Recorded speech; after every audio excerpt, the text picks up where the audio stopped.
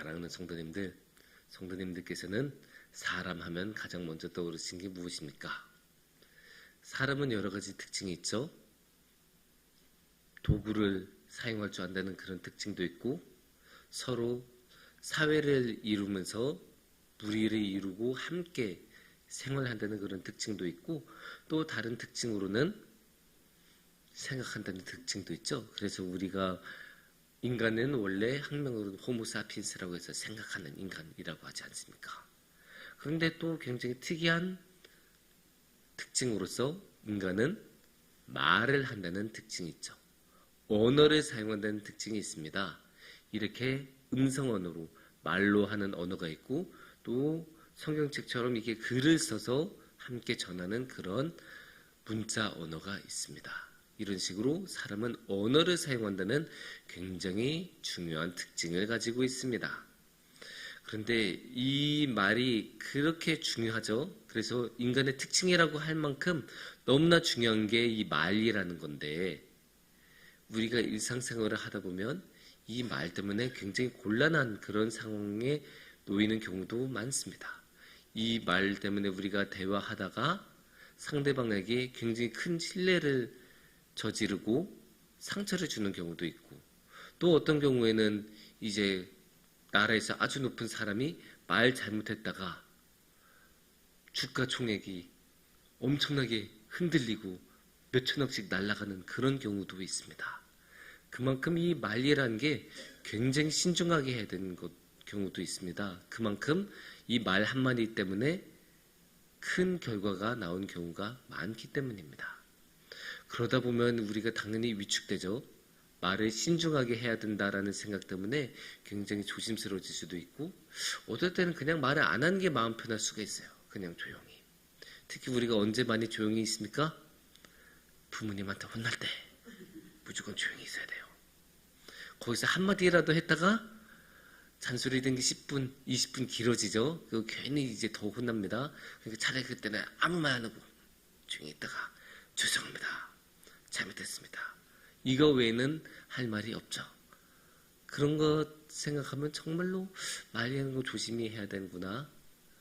그런 생각이 들면서 또 다르게 생각이 들 때도 있죠.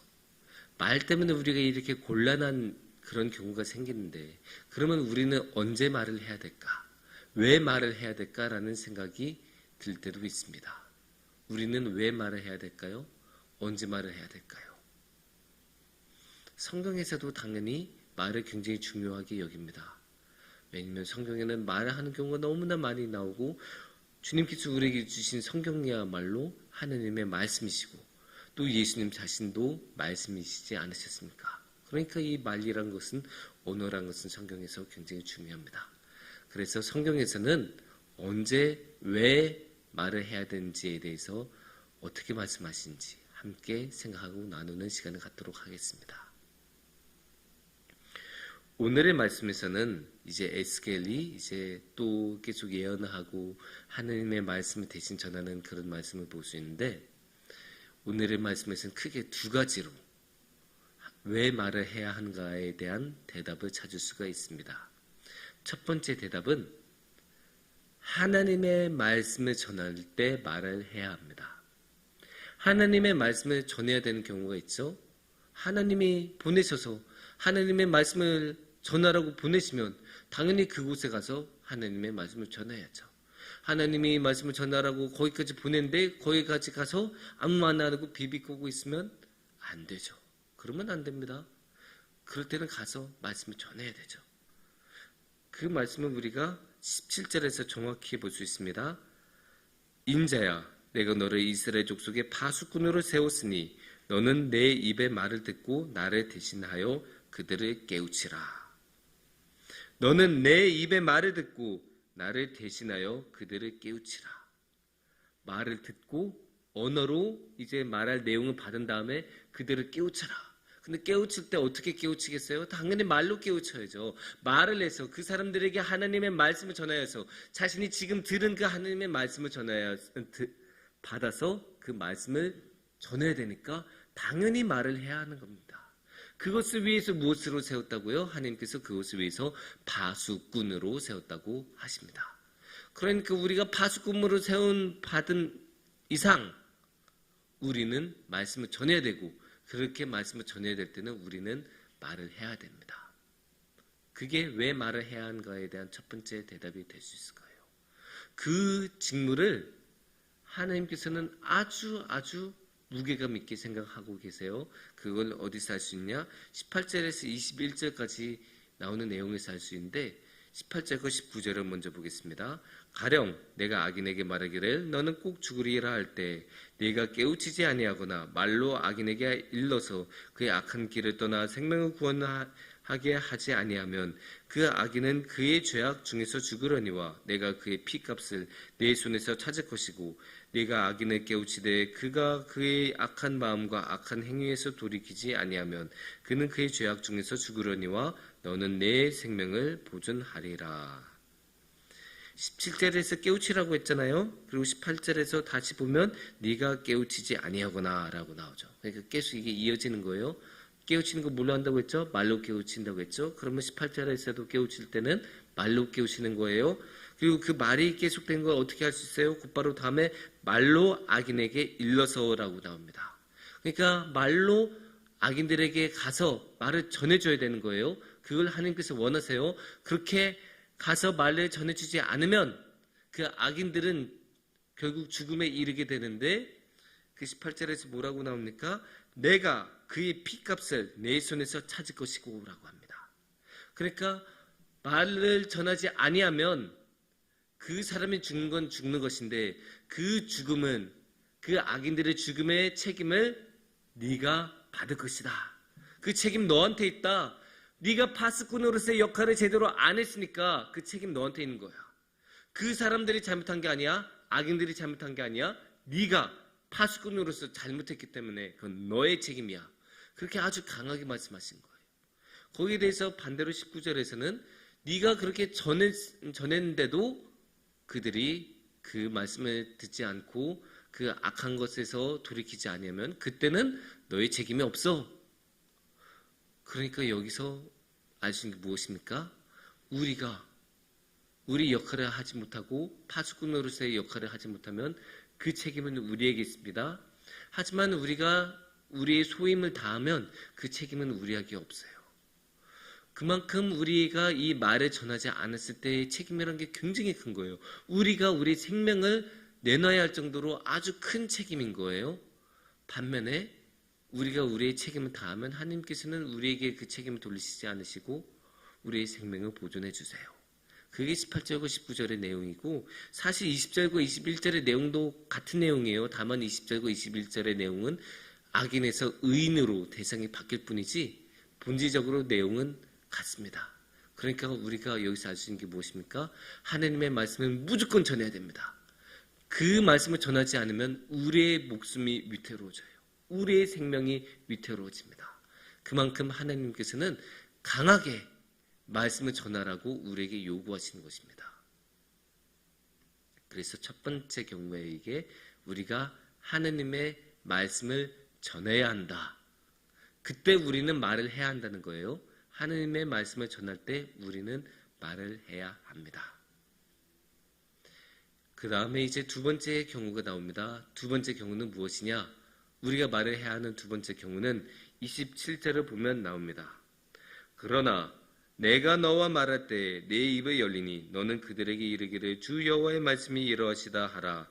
들을 자는 들을 것이요 듣기 싫은 자는 듣지 아니하리니 그들은 반역하는 족속임이니라. 여기서 맨 앞에 뭐라고 나옵니까? 27절에서 내가 너와 말할 때 내 입을 열리니. 언제 입을 열어서 입을 열라는 건 결국 무엇입니까? 입을 열면 말을 하는 거잖아요. 여기서 뭐 음식을 먹으려고 입을 여는 거 아니잖아요. 지금 여기서는 말을 하려고 입을 여는 겁니다. 근데 언제 그러면 이렇게 입을 열어서 말을 한다고요? 하나님께서, 내가는 하나님이죠. 하나님이 너와 말할 때.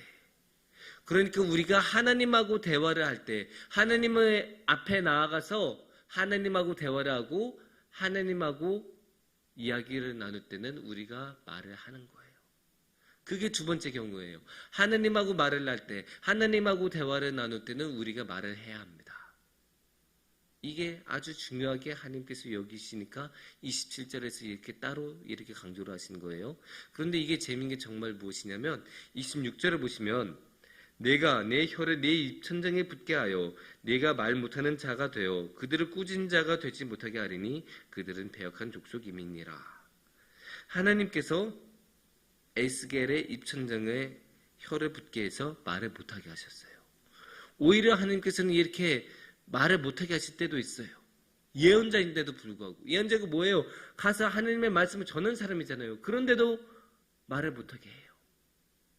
이렇게 오히려 침묵이 나을 때가 있어요. 하나님께서 침묵을 원하실 때가 있어요. 하나님 크신 계획에 따라서 침묵을 오히려 원하실 때가 있어요.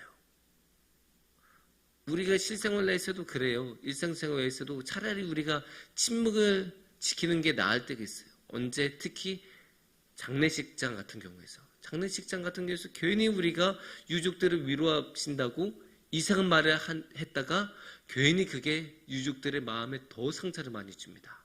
차라리 아무 말을 안 하고 그냥 조용히 기도하고 인사드리고 나온 게 차라리 나아요. 그런 식으로 차라리 하나님께서는 침묵을 원하실 때가 있어요. 하지만 하나님하고 대화를 할 때는 우리가 다시 입을 열고 다시 말씀을 나눠야 돼요. 하나님의 기준은 확실해요. 하나님하고 대화를 할 때, 하나님하고 이야기를 할 때는 우리가 입을 열고 말을 해야 합니다. 그러니까 여기서 두 가지 우리가 다시 한번 정리하면 나오죠. 첫 번째, 하나님의 말씀을 전할 때. 두 번째, 하나님하고 대화할 때. 그때는 우리가 말을 해야 합니다. 사랑하는 성도님들, 이제는 기준이 아주 명확해졌죠? 우리가 언제 말을 해야 하는지, 언제는 반드시 말을 해야 하는지 아주 명확해졌습니다. 첫 번째는 우리가 하나님의 말씀을 전해야 할 때, 두 번째는 하나님하고 대화를 할 때. 그런데 이거를 다르게 말하면 우리가 하나님의 말씀을 전하는 것을 뭐라고 할 수 있을까요? 선교라고 할 수 있어요. 전도라고 할 수 있어요. 그리고 하나님하고 대화를 하는 것을 우리는 무엇이라고 합니까? 기도라고 하면 돼요. 우리가 일상적인 신앙생활에서 기도하지 않습니까? 기도야말로 하나님께 말씀을 올리고 하나님하고 대화를 하는 순간이 아니겠습니까? 그러니까 우리가 일상적인 신앙생활에서 나누는 말씀으로 표현하자면 우리가 선교할 때 그리고 우리가 기도할 때는 우리가 우리 입을 열어서 말을 해야 합니다. 그게 하나님께서 원하신 것이고 우리에게 요구하는 것입니다. 그래서 우리가 열심히 선교하면서 또 열심히 기도하면서 우리가 입을 열고 말하여 하나님께서 원하신 대로 행동하고 그래서 또 하나님과 함께하는 그런 성도님들이 되시기를 축원합니다. 함께 기도하겠습니다.